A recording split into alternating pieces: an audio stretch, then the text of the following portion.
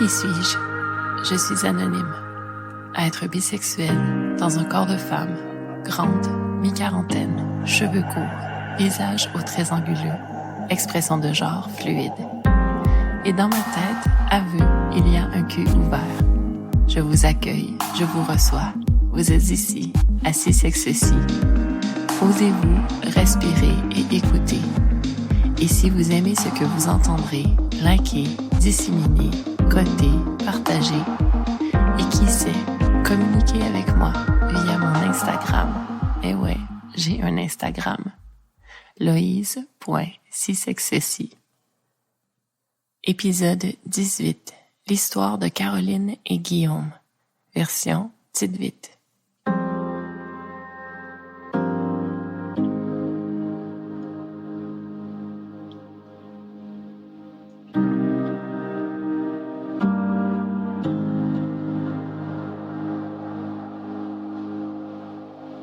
C'était un matin brumeux, et comme à leur habitude, les amoureux s'étaient levés un peu avant le soleil.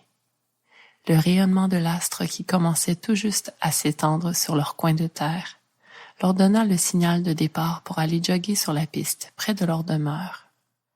Caroline avait enfilé un short moulant et pour maintenir le rebondissement de sa poitrine, une brassière sportive. C'était un dimanche de juillet et depuis 3 jours, la canicule s'imposait. Il fallait sortir tôt pour s'activer sans pâtir. Guillaume s'en tint également à un short, mais lui, torse nu. Décision qu'il regretta pour les 3 premières minutes de leur parcours, pendant lesquelles les fines gouttelettes de la brume, en suspension dans l'air, vinrent refroidir leur corps. Heureusement, assez vite, ce phénomène se dissipa et laissa place au lèchement de la chaleur sur leur peau. À nouveau, ce serait une belle journée accablante. Caroline et Guillaume vivaient ensemble depuis un peu plus de 4 ans maintenant. Leur vie était synchronisée et partagée dans un même lieu, malgré que leurs emplois respectifs fissent en sorte que parfois ils passaient des semaines complètes séparés physiquement l'un de l'autre. Ce rythme leur convenait parfaitement, et même qu'ils y découvrirent par lui des moyens de se tenir en désir l'un pour l'autre, un désir qui se traduisait en une intimité encore bien en santé. Après 7 années au total de relations, leur lien de confiance était bien enraciné, et ce qui avait entre autres contribué à ce que cela fût le cas, c'était leur conversation transparente qu'ils avaient eue au fur et à mesure que leurs besoins en lien avec l'intimité se révélèrent d'actualité à être discutés. De fait, au bout de ce fameux cap des 3 premières années, que la science a identifié comme étant la durée d'un appétit naturel des partenaires l'un pour l'autre, basé sur un besoin de reproduction, ils constatèrent qu'en effet, chacun à leur manière, ils pouvaient affirmer être en baisse de libido dès ce moment passé. Leurs énergies qui sous-tendaient leur pulsion de vie leur semblaient sur le pilote automatique en quelque sorte. Avec courage et simplicité, ils entamèrent des conversations constructives axées sur cette ouverture d'esprit qui mène à des solutions plausibles pour en venir à une entente qui les tenait en excitation lors de leur moment de séparation, assez pour renouer avec plein plaisir lorsqu'ils se retrouvaient l'un en contact de l'autre dans la réalité. Pour Caroline, le moyen fut que, lors de ces déplacements professionnels qui leur imposaient ces séparations de leur corps, elle trouve un salon de massage érotique où aller se faire palper langoureusement jusqu'à la chatte si la femme qui lui offrait le service des lieux acceptait de la stimuler ainsi. Les femmes qui la caressaient étaient pour la plupart surprises de voir entrer cet être né femme dans leur lieu de travail, mais pour être honnête, avec un certain soulagement. Caroline leur disait de la toucher selon leur propre inspiration. Ces expériences de sensualité la remplissaient toujours d'un bien-être comparable à un feu de camp rougeoyant qu'elle conservait en elle pour quelques jours ensuite. Ses mains huilées sur son corps nu, ses caresses exploratrices prodiguées par des êtres nés femmes intrigués par ce changement de leur gestuelle de routine. Parfois, elle se faisait ouvrir le cul par des caresses vigoureuses, ce qui la faisait cambrer les reins en réponse. Les masseuses osaient alors parfois aller chatouiller son entrejambe, en faisant monter la sève dans ce corps qui ressemblait au leur. Guillaume aimait beaucoup entendre les récits de ces expériences que vivait son amoureuse avec ces femmes qu'il ne rencontrerait jamais lui-même. Il aimait les imaginer, selon les descriptions que Caroline lui offrait, presque à tout coup comme ouverture de ses récits coquins.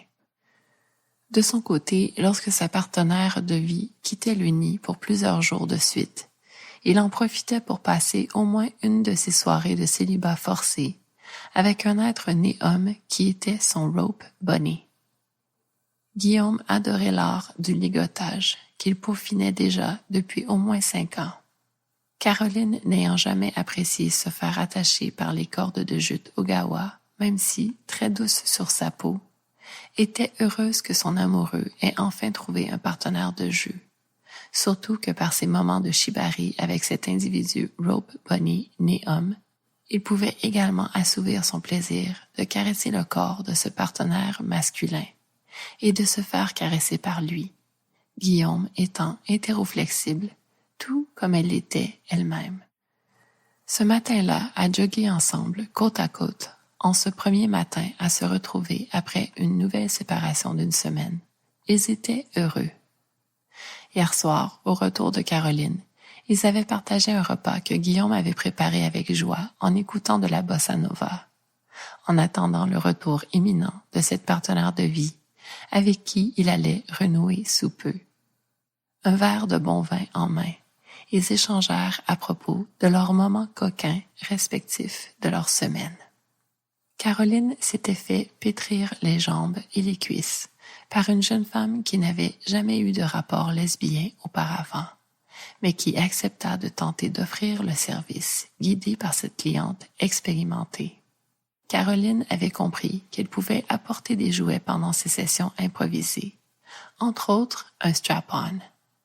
Parfois, les masseuses acceptaient de se faire caresser par un vibromasseur de type Magic Wand ou de se faire pénétrer par le godemiché attaché au strap-on en cuir de Caroline. Et c'est ce qui s'avéra cette fois-ci. La jeune femme chevaucha Caroline étendue sur la table de massage assez solide pour se faire et s'empala sur le dildo de silicone soyeux. Elle roucoula quand l'objet se mit à vibrer, activé par cette cliente surprenante. Caroline put palper la jeune femme à son tour, sa poitrine généreuse aux auréoles rose gomme ballon, à hauteur de son visage, son cul ferme et moelleux à la fois, ou prendre prise le temps de cet ébat lubrique. Guillaume, de son côté, avait passé un nouveau moment agréable avec son partenaire au masculin qui, cette fois-ci, avait été restreint par un cordage en corset complexe qui l'avait complètement momifié, mis à part que son sexe avait été laissé libre comme l'air et accessible à caresser. Guillaume lui avait ainsi offert une session qui fut un parfait mélange d'inconfort et de plaisir. L'air se réchauffait à la minute, et dans cette luminosité vibrante du matin levant, les amoureux foulaient le sol au même rythme en harmonie. Leur complicité allait jusqu'à cette synchronisation dans la pratique de cette activité sportive. De retour à la maison, recouverts d'un film de sueur l'un et l'autre, Guillaume proposa qu'ils se douchent ensemble. Caroline l'embrassa fougueusement pour toute réponse. Leurs corps, dénoués par ces 8 kilomètres de course à pied, s'enlacèrent et valsèrent jusqu'à l'espace tuilé et vitré de leur salle de bain. Caroline, joueuse, poussa Guillaume hors de la zone de la douche, afin de le forcer à l'observer de l'autre côté de la vitre, lorsqu'elle entreprit un striptease qui n'allait pas durer bien longtemps, compte tenu qu'elle n'avait que très peu de couches à effeuiller. Mais n'empêche, elle prit un malin plaisir à se faire toute féline pour ce qui dura plusieurs longues minutes, ce qui mit en branle la montée de désir brut dans son amoureux qui, poussé cette fois-ci par son instinct, pénétra l'antre des ablutions pour plaquer contre le pan carrelé cette créature magnifique qui souriait maintenant malicieusement. À constater l'effet provoqué dans ce partenaire de jeu, allumée. Leur langage de partenaires qui se connaissaient depuis autant d'années allait au-delà des mots. Ils entendaient leur respiration, leurs plaintes. Ils lisaient leurs micro-mouvements. Ils sentaient la réponse de leurs caresses qui communiquaient dans un mode d'échange indicible, mais fort perceptible. Caroline avait retiré son short, sa brassière et la culotte tanga qu'elle avait portée pendant le jogging. Guillaume s'agenouilla pour humer cette odeur qui le rendait toujours aussi fou.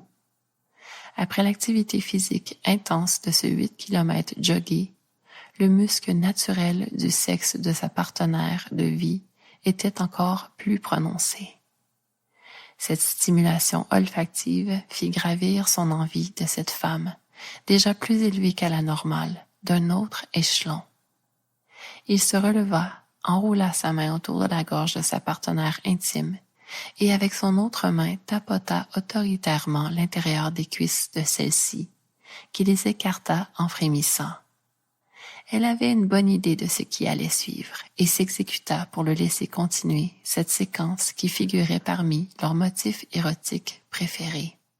Debout, elle contre le mur, lui à sa droite, il humecta 3 de ses doigts qu'il inséra ensuite dans sa chatte.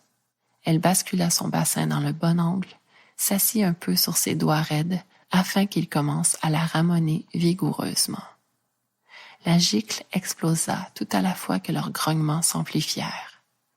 Les doigts reprirent leur cadence pour secouer encore à quelques reprises le corps plaqué au mur, au bassin offert à cette caresse adroite et libératrice. Au bout de la 4e décharge, Guillaume utilisa la quantité de liquide accumulée au creux de sa paume pour enduire la poitrine de sa douce, qui l'excitait encore tellement, et pincer ses pointes dures au passage. Elle attrapa la mâchoire de Guillaume entre ses doigts et tira à elle cet homme pour mélanger sa salive à la sienne dans un long baiser profond. Elle suça sa langue avidement et il comprit à son tour où mènerait cette caresse de leur langage indicible, un prélude à une fellation. Caroline s'accroupit lentement pour se rendre au sexe au garde-à-vous de son partenaire qu'elle plaqua à son tour contre le mur. Au passage, elle lécha la peau de Guillaume pour y cueillir tantôt de la pointe de sa langue, tantôt de son plat, le sel maintenant cristallisé de la sueur générée par leur course à pied. Arrivée à ce phallus dressé, elle lapa tout le pourtour pour faire monter l'ivresse de son partenaire dans ce moment. Elle suça ses couilles, parvint même à titiller son anus très légèrement de sa pointe linguale, là où son muscle à lui se cachait. Et puis, elle revint introduire cette belle bite au volume si harmonieux dans sa cavité orale chaude et humide, par un glissement exécuté si parfaitement qu'il donna l'impression qu'il n'y avait pas de frein à cette voie d'entrée. Guillaume adorait que Caroline puisse le prendre ainsi tout entier et le garder là pendant de longues et délicieuses secondes, bien au fond, pour ensuite retirer ce sexe de sa bouche, comme si elle remontait à la surface après une plongée en apnée. Une salive épaisse barbouillait le visage de sa partenaire et ses yeux larmoyaient. Il en profitait alors pour la regarder et lui caresser les cheveux, le temps qu'elle reprenne son souffle avant de replonger ce dard dans sa gorge profonde. Quand elle reprit une autre bouffée d'air, Guillaume la releva.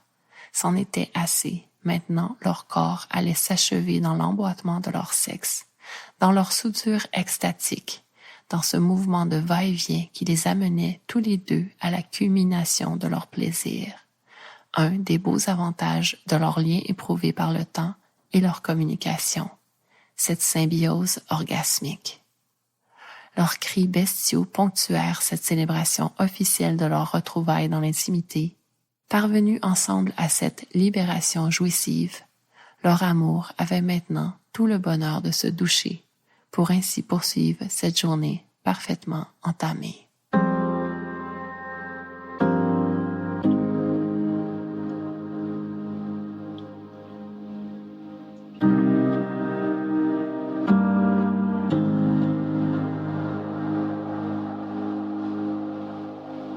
C'est en remarquant un couple de joggeurs que j'ai eu l'idée de cette fiction. C'est en m'imaginant être eux que je les ai ensuite projetés revenir à la maison et profiter de ce flot d'hormones dans leur corps dénoué par l'activité pour surfer cette vague vers le plaisir sexuel, un bonheur qui est un bel avantage de la vie conjugale, cette possibilité de jeu très souvent apportée, considérant que les partenaires passent habituellement régulièrement du temps ensemble. Au début de cette aventure balado, je vous ai avoué que, d'une fois à l'autre, je ne sais jamais vraiment trop comment chaque épisode évoluera. Souvent, j'ai mon idée en tête et une autre très différente s'impose une fois que mes doigts font cliqueter mon clavier. Quoi qu'il en soit, chaque segment de chaque épisode est un petit accomplissement personnel qui m'apporte une petite satisfaction. Mon projet n'est pas parfait, mais il me stimule et me nourrit en premier lieu. De là, je ne peux qu'espérer qu'il en fasse de même pour vous. Donc, cette fiction, utilisons-la pour vous amener en coulisses de mon imaginaire. À Mélanie Trudel, animatrice de l'émission de radio La Sexploratrice, entre autres chapeaux qu'elle porte, j'ai déjà dit en entrevue que mes fictions sont un mélange de plusieurs éléments réels et fictifs, et que souvent cet exercice de création me permet de présenter des scènes sensuelles et sexuelles que j'aimerais vivre ou revivre, tout à la fois que plus souvent qu'autrement, mes personnages soient inspirés de gens que je connaisse de près ou de loin. Pour cette histoire à deux, celle de Caroline et Guillaume, j'ai décidé, pour ce segment transitoire, de vous offrir quelques liens survenus dans mon esprit qui ont mené au résultat final de cette création. Qui sait, peut-être suis-je inspiré de le faire par mon 17, qui explore le pouvoir de l'imagination dans nos vies et le bonheur de s'y perdre pour mieux s'y retrouver. D'abord, comme je vous l'ai dit, c'est en remarquant un couple de joggeurs que l'idée de cette fiction m'est venue. C'était le 13 avril dernier. J'ai inscrit cette idée dans mon espace notes de mon cellulaire pour ne pas la perdre. Jogging, roche hormonale, douche, film maison. Déjà là, en m'y référant à l'instant pour vous et avec vous, à cette note à laquelle je ne suis pas retournée depuis, je constate qu'une partie de mon idée n'a pas collé, celle du film maison. Alors, exclusivité et défi amusant. En ce matin de cliquetis de mes doigts sur le clavier pour construire ce segment transitoire, je m'engage à utiliser cet élément, celui inscrit comme film maison, pour tramer ma fiction du 19, mon prochain épisode. Voilà, c'est jeté dans l'univers. Bon, poursuivons les prénoms de mes personnages. Je dois vous avouer que de choisir les prénoms pour mes personnages n'a jamais été une étape que j'ai prise à la légère. Cette fois-ci n'allait donc pas faire exception, surtout que j'avais 2 prénoms à choisir pour les personnages jouant les rôles centraux. Et une idée m'est venue, celle de faire un clin d'œil à un couple que j'ai connu il y a quelques années, les parents d'une amie de mon fils. Une famille déménagée loin de nous maintenant et avec qui le lien ne s'est pas maintenu.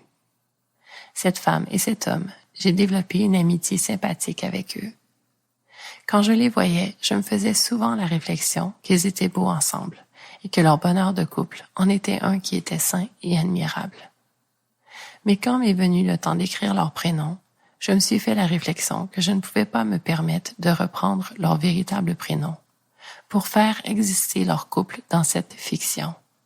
Parce que s'ils en venaient à tomber sur mon projet un jour, en sachant que j'en étais l'autrice anonyme, ils trouveraient peut-être mon choix malaisant, puisque je leur en avais parlé à l'époque de mes explorations avec des couples en tant que licorne. À ce sujet, il n'y a jamais eu d'ambiguïté entre nous. Bien que l'attirance ait été subtilement au rendez-vous, le respect de notre amitié détermina notre dynamique. Donc, toujours pour ne pas provoquer d'ambiguïté dans l'éventualité que ce couple tombe sur mon projet et cet épisode 18 en cours, j'ai modifié l'un des prénoms en conservant l'initiale de ce prénom d'origine que j'aurais voulu garder. Vous voyez, prénom de mes personnages, pas à la légère. Et puis, la scène érotique elle-même. Elle est un clin d'œil à ma partenaire au féminin, une partenaire significative que j'ai eue, avec qui ce genre de moment sexy aurait très bien pu prendre vie après un jogging commun. la seule partenaire avec qui j'ai partagé cette activité. Et d'ailleurs, il y a de fortes chances que oui, elle ne soit survenue. Il me faudrait replonger dans mes cahiers rouges de l'époque pour le confirmer ou l'infirmer. Mais cette scène érotique est également un clin d'œil à mon dernier partenaire principal significatif, qui aimait sentir et goûter mon sexe sans que je ne me sois douchée au retour d'un jogging. Enfin et surtout cependant, cette scène érotique ressemble en plusieurs points à un jeu sexuel que j'ai partagé avec un partenaire intime nouvellement arrivé dans ma vie. Notre premier rendez-vous fut fixé au Square Phillips pour déterminer notre attirance dans la réalité. Qui était au rendez-vous justement? Et puisque nous communiquions depuis presque une semaine déjà, principalement par FaceTime, pour des conversations plutôt longues et riches, notre lien de confiance nous a fait aller de l'avant avec un sample session dès ce premier encart. Ce terme que j'attribue à cette étape du test concret de la chimie physique. Mais lui étant en transition de lieu de vie et moi ayant les enfants avec moi dans mon nid, il nous a fallu opter pour la classique chambre d'hôtel. En fait, cet espace de jeu fut plutôt une chambre de motel. Une pièce crado empestant la cigarette et la moisissure. Mais bon, il n'y avait pas de punaise. Et c'était ce qui était disponible dans les environs selon notre budget. Pour notre plus grand plaisir cependant, la douche de cette chambre s'est avérée le parfait lieu de fornication où il m'a fait gicler. Encore et encore. Moi qui lui avais dit pendant l'une de nos conversations combien cette pratique de provocation du squirt, je la trouve messy et overrated pour ce qu'elle m'apporte réellement de contentement jouissif. Il m'a dit « I'll make you squirt and love it ». Et vous savez quoi? Il a réussi son pari. Là, dans cette scène, quelque chose s'est cristallisé, au point de m'inspirer le déroulement sexy de cet après-jogging de ma fiction. Open your legs. Again. Gicle. Un mess absolu. Du liquide partout dans cet espace carrelé. En plus que j'en étais alors, moment de ce premier rendez-vous et de ce premier jeu sexuel entre nous, à mon 2e jour de menstruation. Ce que cet être né homme savait au préalable. Body fluids, partout sur les carreaux blancs. De la gicle, du sang, en plus que nous ayons aussi ajouté des jeux anneaux. Mes doigts dans sa fleur, les siens dans la mienne. Et d'ailleurs, d'ici, plongeons dans les autres segments de cet épisode, vers la réflexion universelle qui investiguera notre rapport au dirty sex, pour vous, chers friands de la version longue. Et pour vous, chers appréciateurs de ma version écourtée, passons à un approfondissement de certaines confidences tout juste abordées et à la découverte de nouvelles, en lien avec ce sexe sale et cru qui permet à notre animal intérieur de rugir de tout son soul en se roulant dans la boue, comme j'aime à le dire.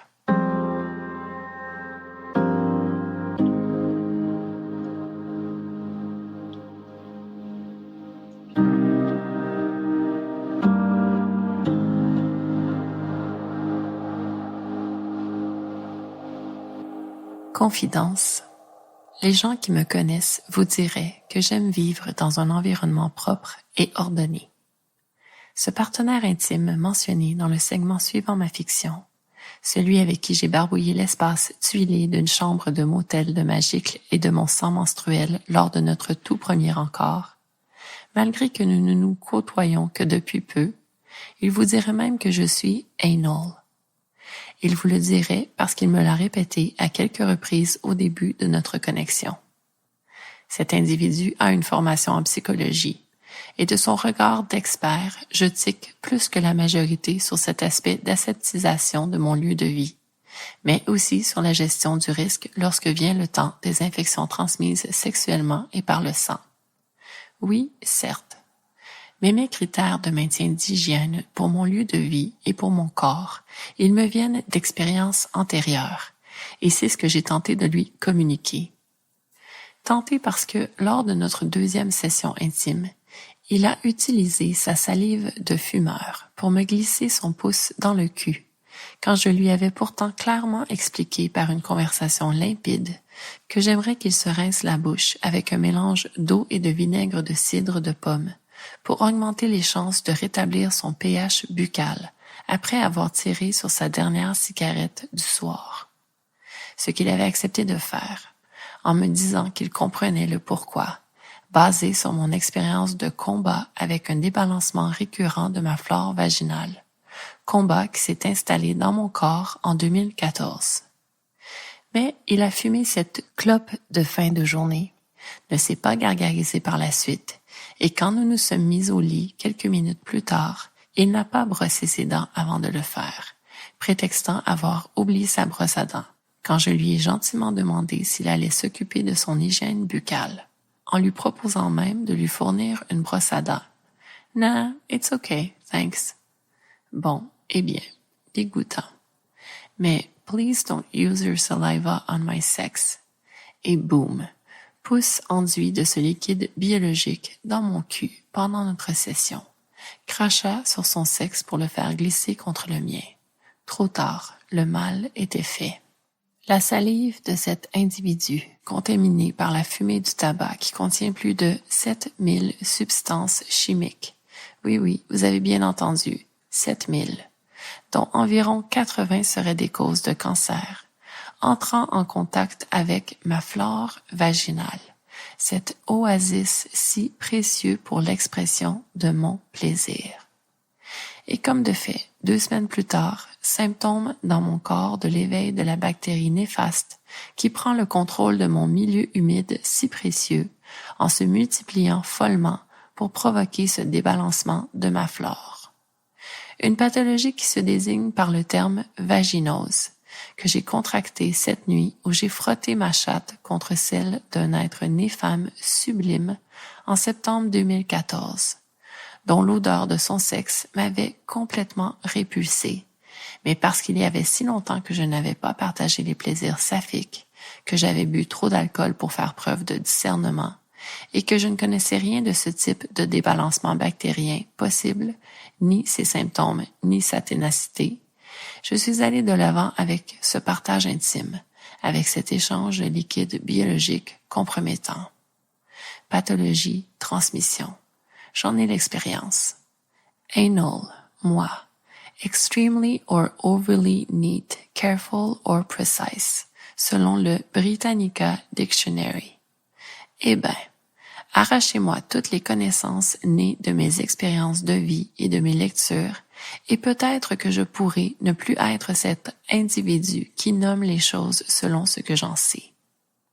Par exemple, oui, souliers retirés et laissés sur le tapis de l'entrée de mon nid qui est mon lieu de vie, suite à ma lecture de Zéro toxique, un bouquin de Marc-Guy Etier, publié pour la première fois en 2005 à propos du comment maintenir propre un environnement de vie de manière écologique, en utilisant des produits ménagers non toxiques et non polluants par exemple, que j'avais lu à l'époque de son premier tirage.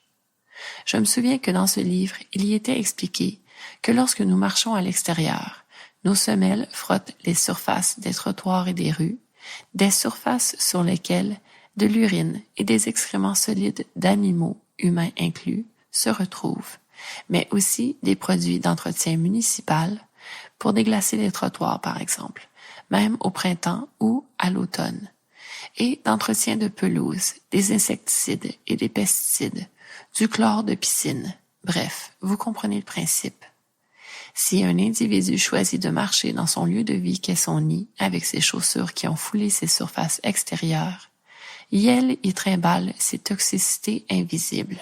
Et même si la plupart des humains ne se mettent pas à 4 pattes pour lécher leur plancher, ils vivent avec ces toxicités invisibles soulevées dans l'air de la maison, à force de déplacement, et les inhalent en les respirant, et dorment avec elles en les emmenant dans leur lit, un lieu chaud et propice à la multiplication de micro-organismes.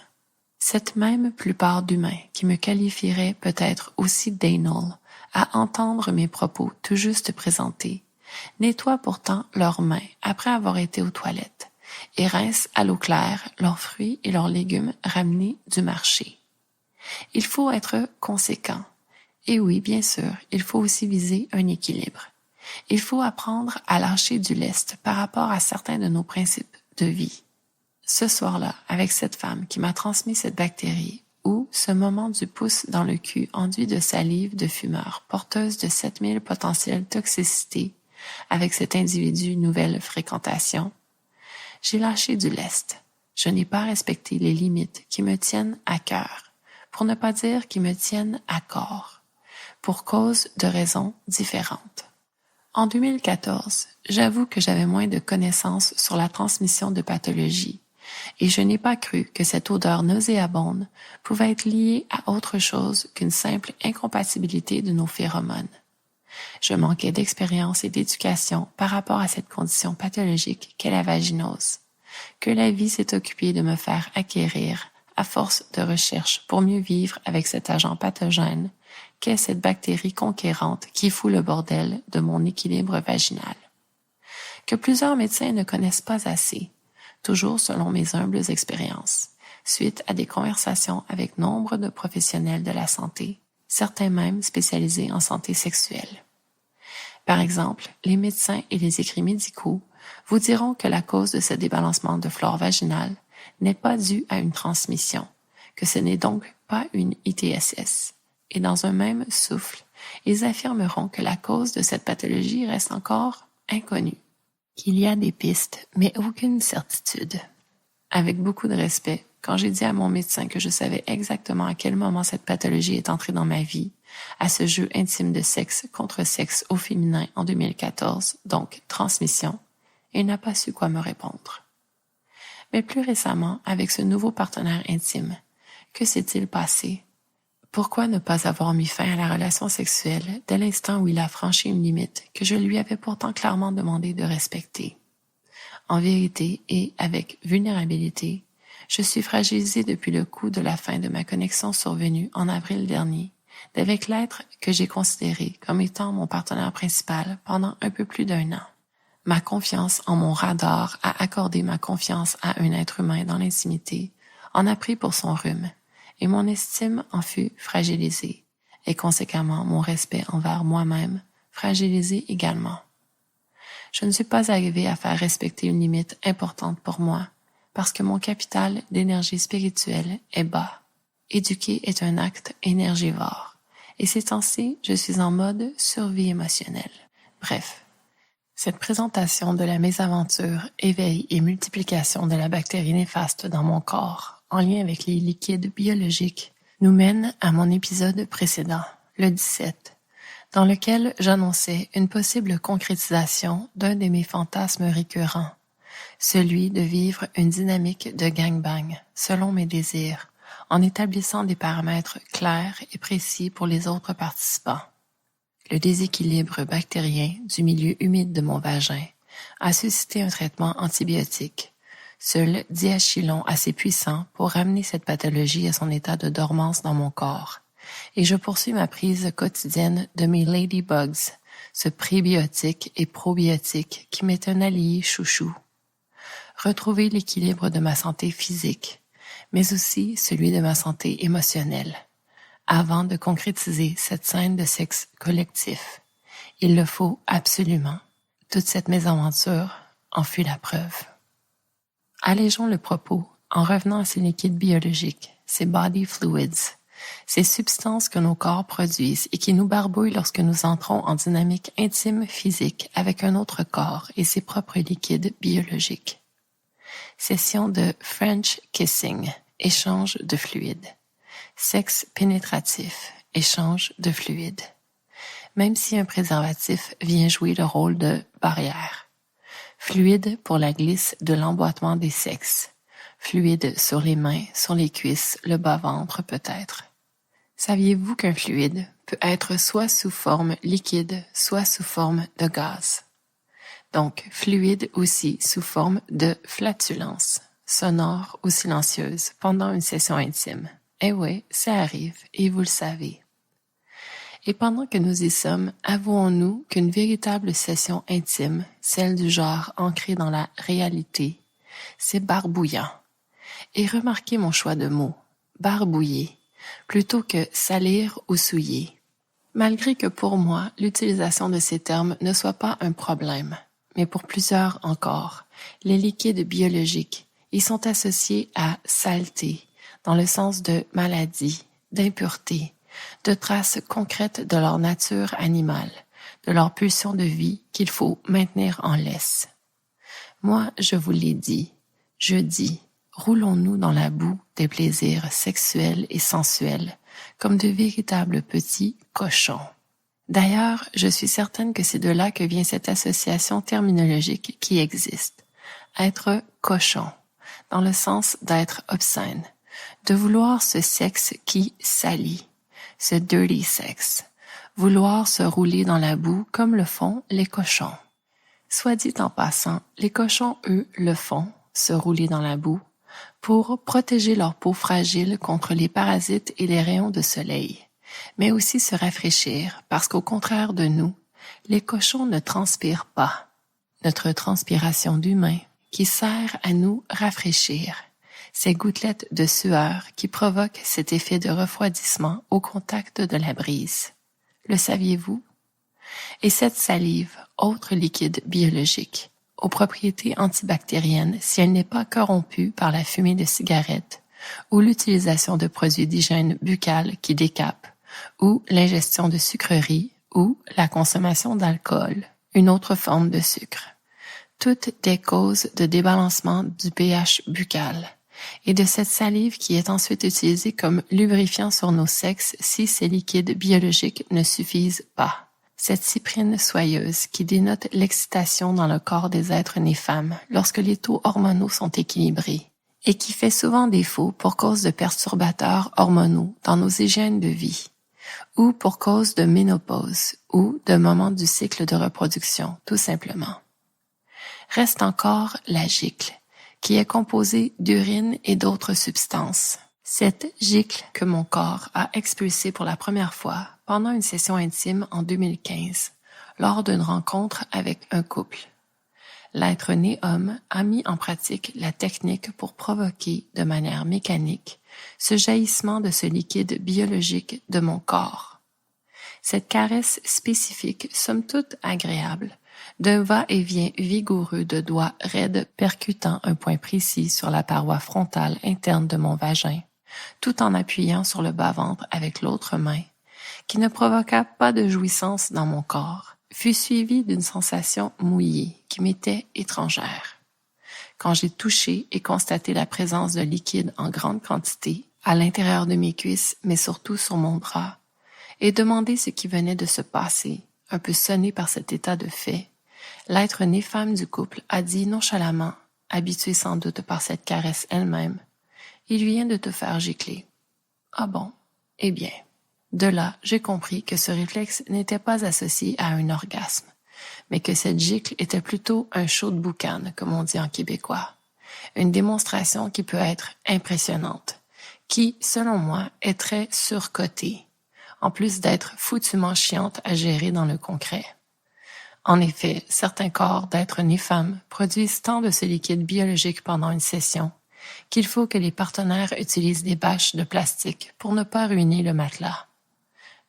Ouais, très peu pour moi que ce désir de me faire cette caresse qui en met plein la vue, ce qui, selon moi, est surtout satisfaisant pour les êtres nés hommes la maîtrisant en pensant que parce qu'ils provoquent le jaillissement de ce liquide, ils ont réussi à offrir la totale à leurs partenaires nés femmes, un peu comme dans la porno. Un peu comme quand leur sperme jaillit et qu'ils jouissent. Moi, je sais que cette caresse mécanique ne me donne pas du tout le degré de plaisir extrême qu'un roulage de billes me procure, ni même celui d'une pénétration anale bien exécutée. Pas du tout. Si en savoir plus à propos de ce liquide biologique qu'est la gicle vous intéresse, je vous recommande l'écoute de l'épisode Le Squirt, sous-coté ou surcoté, avec WIQ, du balado européen Débauche. Et puis reste le sperme, que certains hommes aiment faire exploser sur le visage ou le corps de leur partenaire intime. Reste aussi le jus de cul, comme je l'appelle, un fluide qui se manifeste parfois quand je reçois une pénétration anale, qui n'est pas composé d'excréments et qui est peut-être ce liquide que l'on nomme de la synovie. Restent les larmes, l'écoulement de mucus de mon nez et cette salive très épaisse provoquée par une fellation profonde. Reste le sang menstruel, qui ne m'arrête pas d'aller de l'avant avec des jeux intimes, bien au contraire. Saviez-vous que l'interaction qu'est le sexe pénétratif peut même contribuer à diminuer l'inconfort corporel relié aux menstruations dans le corps des êtres nés femmes, diminuer leurs crampes, la douleur? En plus, c'est un super lubrifiant, à la parfaite texture. Mettez un drap contour rouge et jouez. Ou, si vous êtes un être né femme, faites-vous doigter par votre partenaire pendant votre flot, debout, penché en avant, jambes écartées, comme ma partenaire au féminin me l'a fait une fois, pour générer une petite flaque de liquide vermeil sur son plancher de bois. Oh, le plaisir, je vous assure, l'excitation, surtout parce que la sensation fut augmentée par là où j'en étais dans mon cycle menstruel, c'est-à-dire beaucoup plus perceptive des effets de cette caresse pour le mieux. Pour conclure, moi je dis, roulons-nous dans la boue, mais avec éducation. Je dis, assumons notre animalité, qui implique cette production de liquide biologique par nos corps, ces machines grandioses et fascinantes. Assumons-les en nous éduquant, en comprenant mieux leur fonctionnement, le pourquoi et le comment de ces moteurs, leur raison d'être, leur gestion. Respectons-nous en comprenant mieux la transmission d'agents pathogènes, en adoptant de meilleures pratiques sexuelles avec des gestes tout simples, comme le lavage des mains pendant les jeux, si les doigts ont exploré l'anus par exemple et veulent revenir au vagin. Douchons-nous après une session pour nettoyer à l'eau claire nos sexes oasis précieux. Assumons aussi de brouiller les limites de nos individualités en nous barbouillant les uns avec les autres. Acceptons le fait qu'entrer en collision intime, c'est aussi to get down and dirty. Revenons au plancher des vaches quand vient le temps d'être cochon.